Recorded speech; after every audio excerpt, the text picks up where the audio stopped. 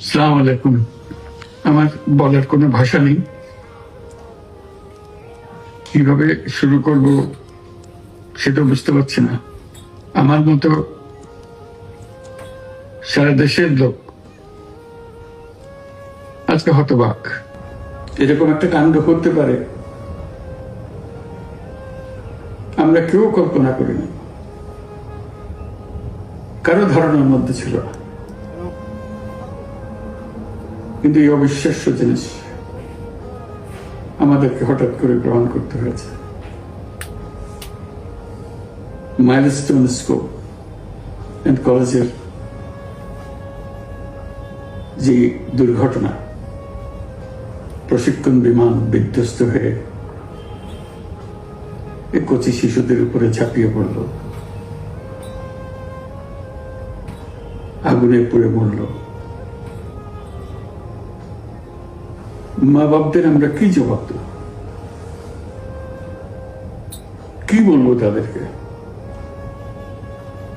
আমরা নিজেদেরকে তো জবাব দিতে পারছি না। অজানা শিশুদের মুখ সবার চোখে ভেসে উঠছে। সারা জাতি হতভম্ব, বাক্রুদ্ধ। শোকাহত বললে খুব কম বলা হবে। এই দুর্ঘটনার রেশ এখনো কাটেনি,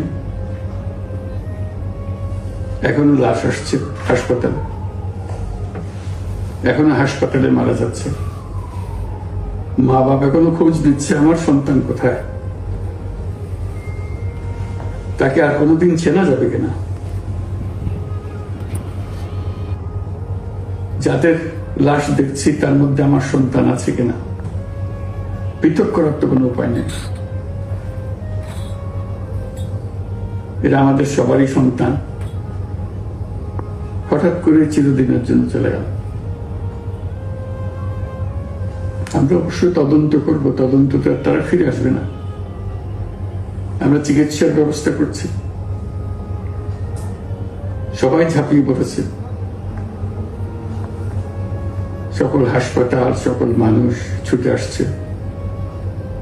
আমরা সবার কাছে অনুরোধ করছি, হাসপাতালে ভিড় করবেন না, কারণ যারা আহত তাদের জন্য এটা ভালো না।